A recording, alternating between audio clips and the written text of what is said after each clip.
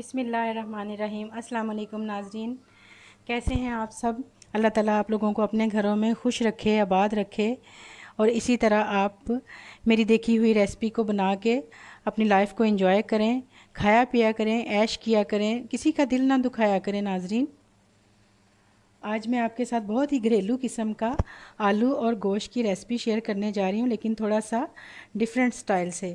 تو چلیے آئیے ناظرین، اس کو پکانا شروع کرتے ہیں اللہ کا نام لے کے۔ اس کے لیے جو اجزاء ہمیں درکار ہیں: 1.5 کلو مرغی کا گوشت، 3 پاؤ آلو اس طرح کٹے ہوئے، ان کو کاٹ کے میں نے پانی میں بھگو لیا ہے، 3 ٹماٹر چھلکا اتار کے ان کا پیسٹ بنا لیا ہے، 2 ٹیبل سپون لہسن ادرک کا پیسٹ، 2 انچ کا ٹکڑا سلائسز میں کٹا ہوا ادرک، ہرا دھنیا اور ہری مرچیں اس طرح کٹ لگا کے، 3 پیاز باریک سلائسز میں کٹے ہوئے، 4 سے 5 ٹیبل سپون دہی، نمک 1 ٹیبل سپون، ہلدی 1 ٹی سپون، لال مرچ 1 ٹیبل سپون، کالی مرچ 1 ٹی سپون، گرم مسالہ یہ سارا میں پیس لوں گی، سوکھا دھنیا، دار چینی 1 بڑی الائچی، 2 چھوٹی الائچی، 3 عدد لونگ اور آدھا ٹیبل سپون سفید زیرہ۔ آئل ہمیں چاہیے ہوگا 1 کپ اور پانی حسب ضرورت۔ تو چلیے آئیے اس کو پکانا شروع کرتے ہیں۔ یہاں پہ میں آپ کو ایک اور ٹپ بتاتی چلوں کہ ناظرین، جب بھی آپ نے چکن پکانا ہے تو آپ 4 سے 5 منٹ کے لیے اس کو پہلے سے پانی میں بھگو کے رکھ دیں۔ اس سے یہ ہوتا ہے کہ چکن جو ہے اندر تک جوسی پکتا ہے۔ ایسے نہیں کہ آپ نے بازار سے چکن لایا، دھویا، اس کو دھو کے اچھی طرح سے کسی باسکٹ میں ڈال کے رکھ دیا اور پکانا شروع کر دیا، تو اس سے یہ ہوتا ہے کہ اس چکن جب پکتا ہے تو ہارڈ بھی ہوتا ہے اور روکھا روکھا سا بھی لگتا ہے۔ اس طرح پانی ڈال کے رکھتے ہیں تو وہ جوسی سا پکتا ہے اندر تک ٹینڈر ہو کے۔ بسم اللہ الرحمن الرحیم۔ تو چلیے اب اس کو پکانا شروع کرتے ہیں۔ سب سے پہلے ہم اس کے اندر آئل ڈالیں گے، 1 کپ آئل ڈال دیں گے۔ آئل گرم ہو چکا ہے، اب اس میں پیاز ڈال دیں گے۔ پیاز جب ہلکا سا سائیڈوں پہ گولڈن ہونے لگ جائے گا تو ہم اس کے اندر لہسن ادرک ڈال دیں گے۔ جب تک پیاز براؤن ہو رہا ہے تو میں گرم مسالہ پیس لیتی ہوں۔ گرم مسالہ ناظرین آپ ہمیشہ ہانڈی میں فریش پیس کے ڈالا کریں، جو اکثر لوگ پیس کے اکٹھا رکھ لیتے ہیں، اس سے اس کی خوشبو جو ہوتی ہے وہ ختم ہو جاتی ہے، تو پھر اس کا ٹیسٹ بھی جو ہے وہ کافی حد تک کم ہو جاتا ہے۔ یہ دیکھیں ناظرین، پیاز تھوڑا سا گولڈن ہونا شروع ہو گیا، اب اس میں لہسن ادرک ڈال دوں گی اور اس کے ساتھ ہی مرغی کا گوشت بھی ڈال دیں گے۔ جب تک چکن ہمارا فرائی ہو رہا ہے ہم اس میں ہلدی بھی ڈال دیں گے۔ تو ہم ساتھ میں ہلدی ڈالنے سے یہ ہوتا ہے کہ جو اس کی بسانت ہوتی ہے وہ ختم ہو جاتی ہے۔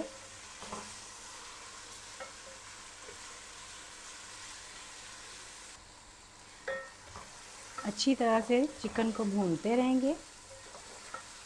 اب ہم اس سٹیج پہ اس کے اندر لال مرچ اور نمک شامل کر دیں گے۔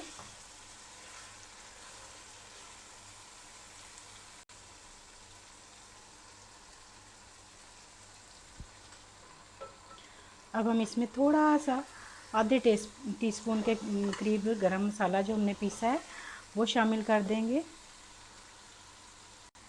تھوڑا سا 2 گھونٹ کے قریب پانی ڈالیں گے اور اس کو بھونتے جائیں گے۔ اب ہم اس میں ٹماٹر ڈال دیں گے جو پیسٹ بنا کے ہم نے رکھا تھا، اور اس کو بھی اچھی طرح سے بھون لیں گے۔ ساتھ ساتھ ہماری مرغی جو ہے وہ بھی پک رہی ہے۔ ٹماٹر کا پانی تقریباً خشک ہو گیا ہے اور ساتھ ساتھ میں نے اس کو بھون بھی لیا ہے۔ تو اب میں اس کے اندر دہی شامل کر دوں گی۔ ویڈیو کو دیکھتے ہوئے مسلسل دیکھا کریں، کیونکہ کوئی بھی چیز اگر آپ سکپ کر دیتے ہیں تو آپ اس کی ٹپس سے محروم ہو جاتے ہیں۔ اس لیے میں چاہتی ہوں کہ آپ جب ویڈیو دیکھیں تو شروع سے لے کے اینڈ تک دیکھا کریں۔ اب ہم اس کو 5 منٹ کے لیے ہلکی آنچ پہ ڈھکن دے کے رکھ دیں گے۔ اس کے بعد پھر میں بتاتی ہوں کہ آگے کیا کرنا ہے۔ 5 से 6 मिनट हो गए। अब हम ढक्कन उतार के देखते हैं कि दही का पानी खुश्क हो गया। ये देखिए माशाल्लाह से दही का पानी खुश्क हो गया है।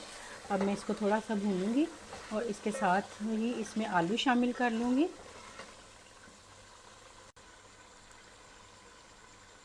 और आलूओं को भी थोड़ा सा गोश्त के साथ भून लूँगी।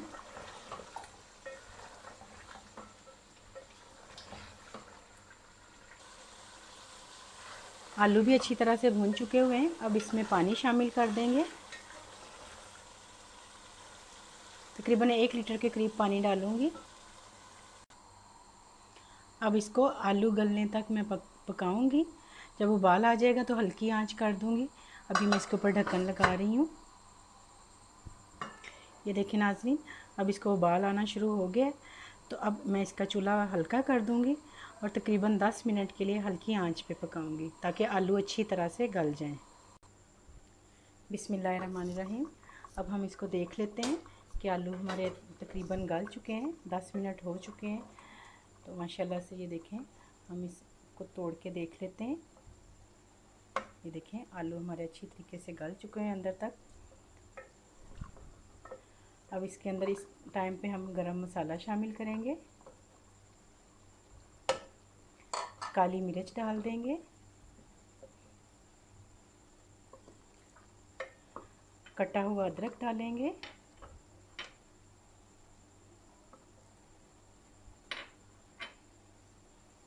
हरा धनिया और हरी मिर्चें भी डाल देंगे। ये देखिए माशाल्लाह से कितना खूबसूरत ये पक गया है। अब मैं इसका ढक्कन जो है वो 2-3 मिनट के लिए बंद कर दूंगी ताकि अच्छी तरह से ऑयल इसके ऊपर आ जाए और चूल्हा बंद कर दूंगी। 2 से 3 मिनट हो गए। ये देखें नाज़रीन कितना अच्छा सा इसका कलर आलू गोश्त का आया है। चलिए अब मैं इसको डिश आउट कर लेती हूँ, फिर मैं आपको दिखाती हूँ।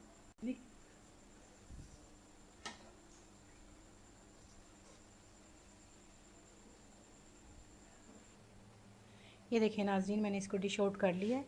देखिए कितना खूबसूरत मुर्गी का गोश्त और आलू का सालन बना है। आप प्लीज़ इसको ट्राई ज़रूर कीजिएगा क्योंकि ये घरों में अक्सर बनता है। तो लेकिन ऐसा होता है कि बाज़ औक़ात थोड़े से रेसिपी इधर उधर हो जाती है, इसलिए मैं चाहती हूँ कि आप मेरी रेसिपी शुरू से लेके एंड तक देखा करें ताकि आपका भी यही टेस्ट बने। बहुत मज़े का बना है ये। तो अगर आप लोगों को मेरी रेसिपी पसंद आए तो प्लीज़ लाइक करें, शेयर करें, सब्सक्राइब करें, दुआओं में याद रखा करें। अपना बहुत सारा ख्याल रखें और रोटी के साथ मज़े लेके खाएं। अल्लाह हाफिज़।